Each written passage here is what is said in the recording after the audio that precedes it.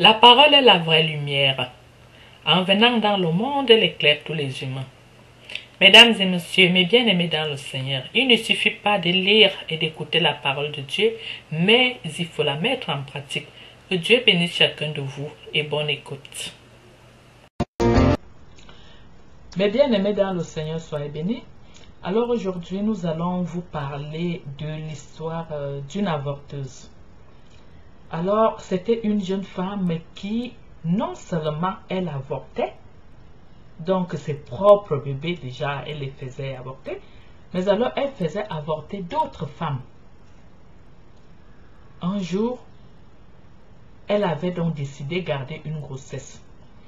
Alors, dès que la grossesse était arrivée à terme, elle est partie pour accoucher. Et elle est partie mourir de suite d'un accouchement difficile.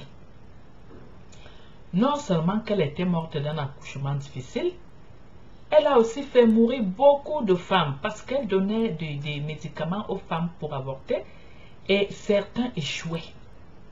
C'était des petits gris-gris qu'il fallait mettre dans le vagin et autres et beaucoup de femmes mouraient parce que ça échouait. Quand cette femme est décédée, non seulement qu'elle est décédée de suite d'un accouchement difficile,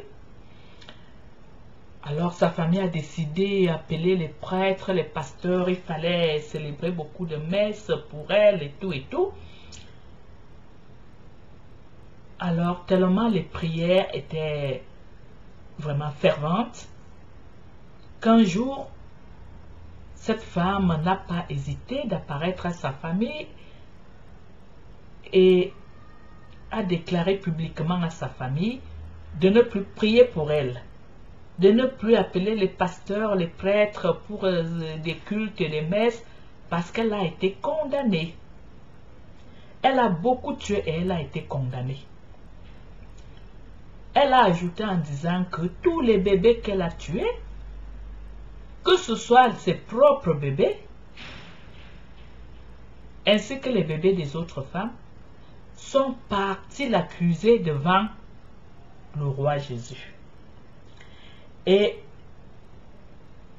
quand elle est arrivée devant le roi Jésus lui a dit que regarde tout ce sang que tu as versé. Regarde tous ces anges que tu as privés de la vie. Et tous ces enfants étaient en train de pleurer devant Jésus en disant, Seigneur, Seigneur, voici la criminelle qui nous a privés de la vie que tu nous as donnée. Mes bien-aimés dans le Seigneur, n'est-ce pas scandaleux? Dans un monde où c'est tout le monde qui aimerait avorter, qui aimerait tuer, la Bible considère toute effusion de sang comme la plus terrible des dérogations de la volonté de Dieu. Cette dérogation est la concrète première démonstration de la chute de l'homme, désastreuse non seulement pour l'homme, mais aussi pour toute la création. La voix du sang de ton frère crie de la terre jusqu'à moi. Genèse chapitre 4, verset 10. À la suite du péché humain, le meurtre entre dans le monde et devient la cause du premier décès humain. L'histoire de la progéniture de Caïn fait savoir que la violence par le sang croît dans la société comme une boule de neige. La Mecque se vante d'avoir tué un homme pour une écorchure. Le rempart qui se trouve sur le chemin de l'incontrôlable homme meurtrier établit la première alliance entre Dieu et les hommes. Alliance conclue avec Noé et sa progéniture. Étant donné que la vie de tout être vivant appartient seulement à Dieu, cette alliance, présumant le début du chemin au salut de l'homme, du péché et de la mort, exige le refus à l'effusion de sang. Se retira de la présence de Yahweh et séjourna au pays de Nod, à l'orient d'Éden. Que nous dit le Seigneur dans Genèse, chapitre 9, verset 5. Sachez-le aussi, je redemanderai le sang de vos âmes, je redemanderai à tout animal, et je redemanderai l'âme de l'homme à l'homme qui est son frère. Si quelqu'un verse le sang de l'homme, par l'homme son sang sera versé, car Dieu a fait l'homme à son image. Ces histoires de meurtre-là ont commencé depuis Caïn. Mais bien aimés dans le Seigneur, j'espère que beaucoup d'entre vous avez suivi l'histoire de Caïn et Abel. Alors je vous raconte cette histoire.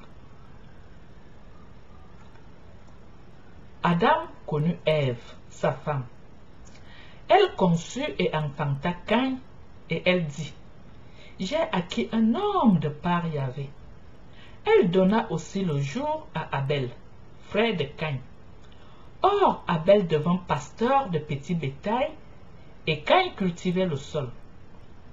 Le temps passa, et il advint que Caïn présenta des produits du sol en offrande à Yahvé, et qu'Abel, de son côté, offrit des premiers-nés de son troupeau, et même de leur graisse.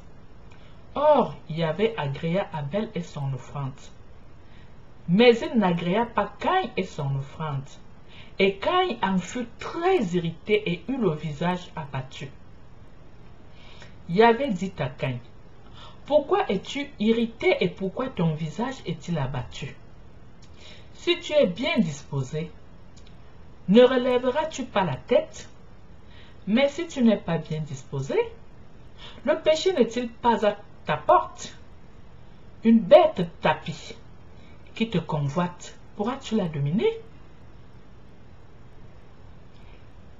Cependant, Caïn dit à son frère Abel, « Allons dehors. » Et, comme ils étaient en pleine campagne, Caïn se jeta sur son frère Abel et le tua. Yahvé dit à Caïn, « Où est ton frère Abel? » Il répondit, « Je ne sais pas. Suis-je le gardien de mon frère? » Yahvé reprit, « Qu'as-tu fait? Écoute, le sang de ton frère crie vers moi. Maintenant, sois maudit et chassé du sol fertile qui a ouvert la bouche pour recevoir de ta main le sang de ton frère. » Mais bien aimés dans le Seigneur, vous voyez que c'est clair. Et cette affaire de meurtre-là est condamnée par notre Dieu. Nous allons voir dans le monde, ces affaires-là sont pleines maintenant. Oh, il faut avorter, c'est légal. Il faut décider du nombre d'enfants que tu dois avoir. Ces affaires-là ne viennent pas de Dieu. Mais bien aimés dans le Seigneur, les chrétiens ont leurs lois. Le monde aussi a ses lois. C'est un choix. C'est un choix. En tant qu'enfant de Dieu, je pense que nous devons choisir les lois venant de notre Dieu. Quant à cette dernière, à ce dernier moment ici sur terre, quand elle agonisait sur le lit d'hôpital, les cris des bébés la suivaient partout. J'ai dit qu'elle partout. Partout où elle allait, c'était les cris des bébés, c'était les cris des bébés. Donc elle a commencé par la tourmente étant encore en vie. Les cris des bébés la suivaient partout.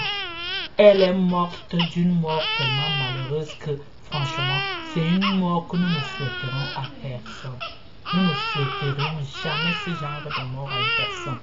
N'est-ce pas malheureux ça?